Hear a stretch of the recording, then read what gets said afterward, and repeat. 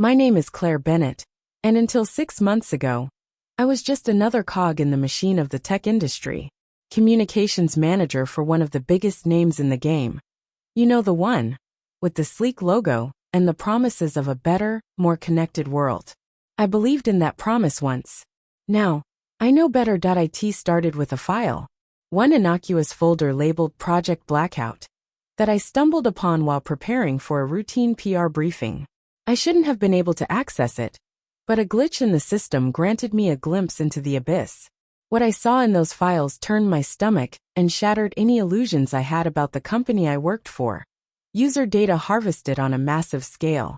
Personal information, medical records, financial transactions, real-time locations, all packaged and sold to the highest bidder. Foreign governments, shadowy private entities, it didn't matter as long as the price was right. Millions of lives, exposed and exploited with the click of a mouse. That I did what any decent person would do. I reported it up the chain, confident that it must be some sort of mistake. That's when I learned the hard way that in this world, the truth isn't always welcome. My supervisor, Daniel Reeves, listened to my concerns with a sympathetic ear. He promised to look into it, to take it to the higher-ups. I trusted him. That was my first mistake. Within days, I found myself locked out of my work accounts, my access revoked. Whispers of a leak began to circulate, with my name attached. I was being set up, framed for the very crime I was trying to expose. As I sat in my tiny San Francisco apartment that night, staring at the blinking cursor on my laptop, I knew I had a choice to make. I could walk away, find another job, pretend I never saw those files. Or I could fight. I thought of my father, of the principles he lived and died for. I thought of the millions of people whose lives were being treated as commodities. And I knew there was only one choice I could live with. Little did I know, the decision I made that night would set in motion a chain of events that would shake the foundations of the tech industry and push me to limits I never knew I had. The next few weeks were a blur of sleepless nights and paranoid days. I threw myself into gathering evidence, using every trick I'd learned in my years as an investigative journalist. The irony wasn't lost on me. The very skills that had gotten me pushed out of journalism were now my lifeline in the corporate world. I started small, copying files onto encrypted drives, recording conversations on hidden devices. But I quickly realized that if I wanted to bring down this Goliath, I needed help. Enter Marcus Lee, a former colleague from my reporting days. He'd left the cutthroat world of journalism to work for a digital rights nonprofit, fighting the good fight against tech overreach. When I reached out to him, explaining my situation in vague terms, he didn't hesitate. "Meet me at the usual place," he said, his voice tense even over the encrypted line. "And Claire, watch your back." Our usual place was a dingy coffee shop in Oakland, the kind of spot where nobody looked too closely at their fellow patrons. Marcus had aged since I'd last seen him, gray streaking his temples, lines etched around his eyes. But the fire in his gaze was as bright as ever. "You've stepped in at this time, Bennett," he said, after I'd laid out what I'd found. "This goes deeper than you know. We're talking government contracts, international data trading, the kind of stuff that gets people disappeared." I felt a chill run down my spine, but I steeled myself. "I can't walk away from this, Marcus. Not when I know what's at stake." He nodded, a grim smile playing on his lips. "I figured you'd say that. All right, here's what we're going to do." Over the next hour, Marcus outlined a plan that was equal parts brilliant and terrifying. We would build a case, piece by piece, using my inside access and his network of hackers and activists. The goal was to create a dossier so daunting, so irrefutable, that not even the company's army of lawyers could bury it. But we had to move fast. It was only a matter of time before the company's internal security caught on to what I was doing. And from what Marcus had heard, their head of security, a former CIA operative named Victor Kane, was not someone to be trifled with. As I left the coffee shop that day, my head spinning with encryption protocols and dead drop locations, I felt a mix of exhilaration and terror. I was in the game now, really in it. There was no turning back. That night, as I triple-checked the locks on my apartment door and scanned for hidden cameras, paranoia was quickly becoming my default state. My phone buzzed with a text from an unknown number. The falcon has left the nest. Midnight. Pier 39. I deleted the message immediately, my heart racing. Marcus's coded signal. Our first real move was about to begin. As I slipped out into the San Francisco night, the fog rolling in from the bay, I couldn't shake the feeling that I was being watched. Little did I know I was right. The game was afoot, and the stakes were higher than I could have ever imagined. The next few months were a delicate dance of deception and discovery. By day, I played the role of the dutiful employee, smiling through meetings and hitting my PR targets. But every moment outside of work was dedicated to unraveling the web of corruption that I'd stumbled into. Marcus's network proved invaluable. Through encrypted channels and shadowy online forums, we pieced together the true scope of the company's activities. It wasn't just user data being sold. They were actively manipulating algorithms to influence elections, suppress dissent, and shape public opinion on a global scale. The deeper we dug, the more dangerous our position became. I started noticing small things. A car that seemed to be following me home. A strange click on my phone line. Emails that disappeared from my sent folder. The paranoia that had started as a nagging feeling blossomed into full-blown anxiety. It all came to a head one rainy Tuesday afternoon. I was in my office, using a hidden program to copy some particularly dongaying files, when Daniel walked in unannounced. "Working late again, Claire?" he asked, his tone casual but his eyes sharp. I forced a smile, my heart pounding. "You know me, always the overachiever." He lingered, making small talk about an upcoming project. But I could feel his gaze on my screen, searching for any sign of suspicious activity. When he finally left, I let out a shaky breath. That had been too close. That night, I met Marcus at our new safe house, a rundown cabin in the woods outside the city. As I filled him in on the close call, his face grew grave. "They're on to you, Claire. We need to accelerate the timeline." We spent the next few hours poring over the evidence we'd gathered, looking for the smoking gun that would blow this whole thing wide open. And then, buried in a subfolder of encrypted data, we found it. Project Blackout wasn't just about data harvesting. It was a full-scale program designed to create digital blind spots, areas where the company could operate without any oversight or accountability. They were building a shadow internet, one where they held all the power. As the implications sank in, I felt a mix of horror and vindication. This was it, the piece that would bring the whole house of cards tumbling down. But our elation was short-lived. As we were preparing to leave, headlights swept across the cabin windows. Car doors slammed, and gruff voices called out in the darkness. Marcus's face went pale. "It's Kane's team. They found us." In that moment, as the sound of footsteps crunched on gravel outside, I realized that the game had changed. We were no longer just whistleblowers. We were fugitives, and the hunt was on. The next 72 hours were a blur of adrenaline and fear. Marcus and I barely escaped the cabin, slipping out through a back window as Kane's team burst through the front door. We spent the night huddled in the underbrush, rain soaking through our clothes, listening to the sounds of the search parties combing the woods. When dawn broke, we made our way to a prearranged safe house in the city. It was a dingy apartment above a Chinese restaurant, the kind of place you'd walk past 1,000 times without noticing. Perfect for laying low. But we couldn't stay hidden forever. We needed to get the information out, to make the truth public before Kane and his team could silence us for good. But that's when I made the call I'd been dreading. My younger brother Liam had always been the family tech genius. Now I needed his skills more than ever. "Claire?" His voice was groggy with sleep when he answered. "Do you know what time it is?" "Liam, I need your help. And I need you to not ask any questions." There was a pause, then a sigh. "What kind of trouble are you in?" I explained the situation as best I could without giving away too many details. To his credit, Liam didn't hesitate. "Send me what you've got. I'll create a dead man's switch. If anything happens to you, the information goes public automatically." As I hung up, I felt a mix of relief and guilt. I was dragging my little brother into a dangerous game. But I didn't have a choice. The stakes were too high. The next few days were a cat-and-mouse game across the city. We changed locations constantly, using burner phones and cash only. Marcus's contacts in the hacktivist community ran interference, flooding the company's systems with false leads to keep Kane's team off our trail. But our luck couldn't hold forever.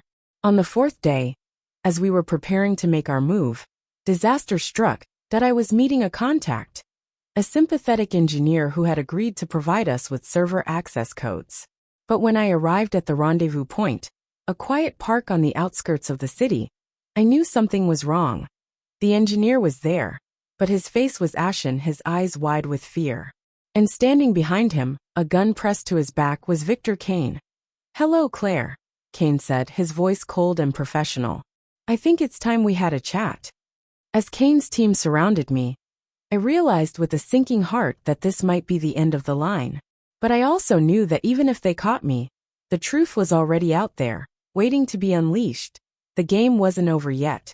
Not by a long shot. They took me to a nondescript office building on the outskirts of the city. No signs, no logos, just tinted windows and a biometric security system that would make Fort Knox jealous. As Kane led me through sterile white hallways, I tried to memorize every detail, every turn. If I was going to get out of this, I needed to know the lay of the land.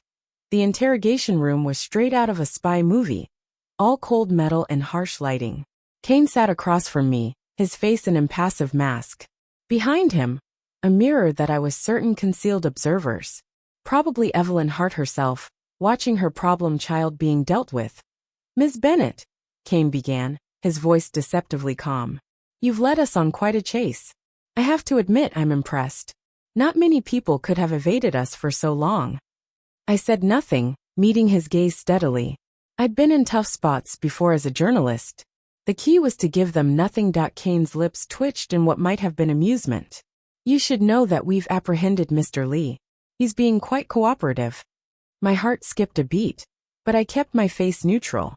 Marcus would never talk willingly. But what if they had ways of making him?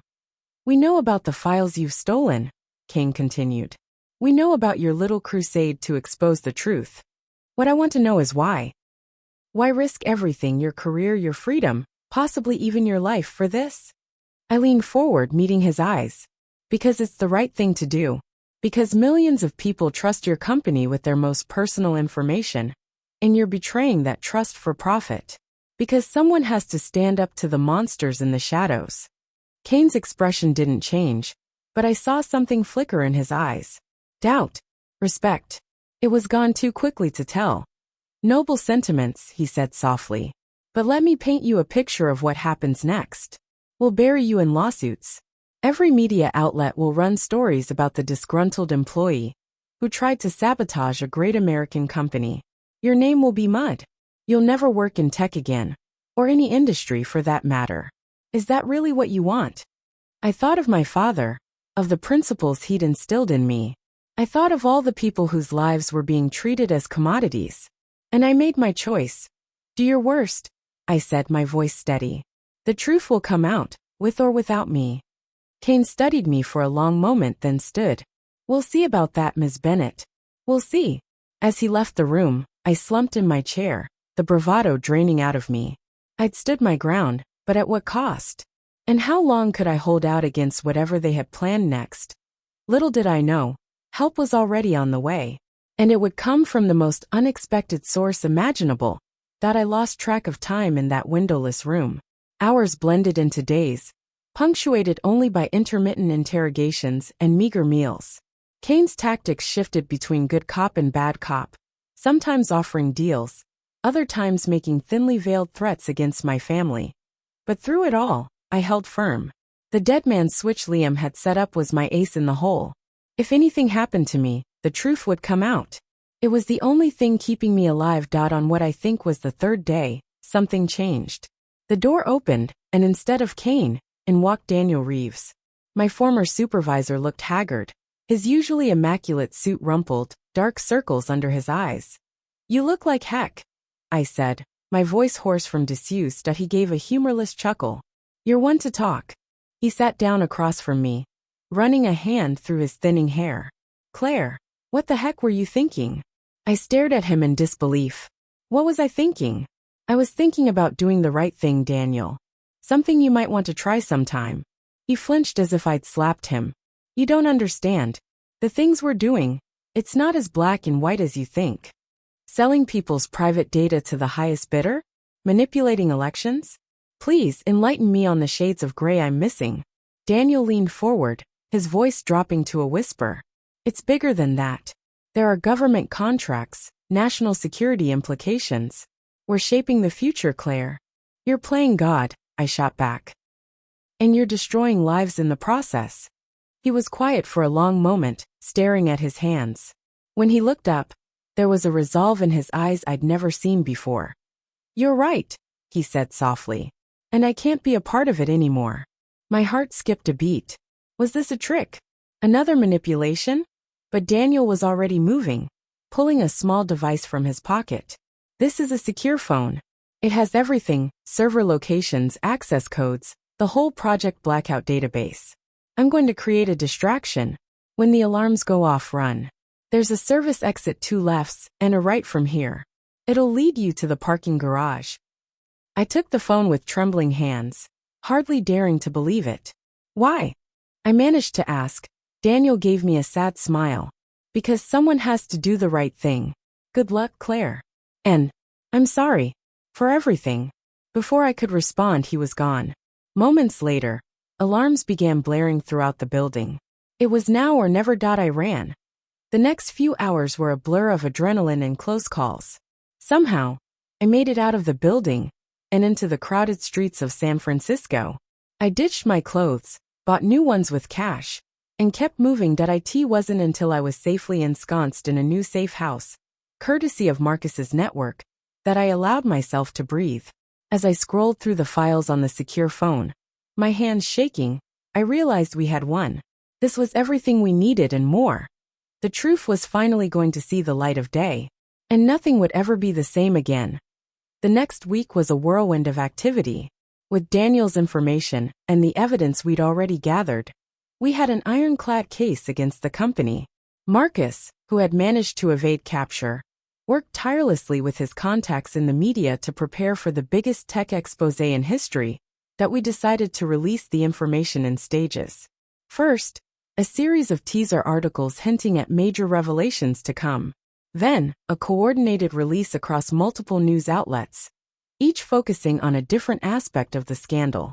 Finally, a live primetime special where I would tell my story and present the evidence. As the first articles hit, the reaction was immediate and explosive. The company's stock plummeted. Social media exploded with outrage. Government agencies on 3 continents announced investigations. Through it all, I remained in hiding, watching the fallout from a series of safe houses. It was surreal, seeing the world react to information I'd risked everything to bring to light. The night before the primetime special, as I was preparing my notes, I received an unexpected call. It was Evelyn Hart herself. Ms. Bennett. Her voice was cool and controlled, but I could hear the strain underneath. I think it's time we talked. We met in a private room at an upscale hotel. Evelyn looked immaculate as always, but there was a weariness in her eyes that no amount of makeup could hide. I'll cut to the chase, she said, sitting across from me. What will it take to make this go away? Name your price. I stared at her, momentarily speechless. After everything that had happened, she still thought this was about money. It's not about a price, Miss Hart, I said finally. It's about accountability. It's about doing the right thing. She laughed, a bitter sound. The right thing? Do you have any idea of the consequences of what you're doing? The jobs that will be lost. The innovations that will never see the light of day. And what about the lives that have been ruined? I countered. The privacy that's been violated. The democracy that's been undermined. When does it end? We went back and forth for nearly an hour. She cajoled, threatened, even pleaded. But in the end, she knew as well as I did that it was too late. The genie was out of the bottle. As she stood to leave, Evelyn turned to me one last time. I hope you can live with what comes next, Miss Bennett. I really do. I met her gaze steadily. I can. Can you?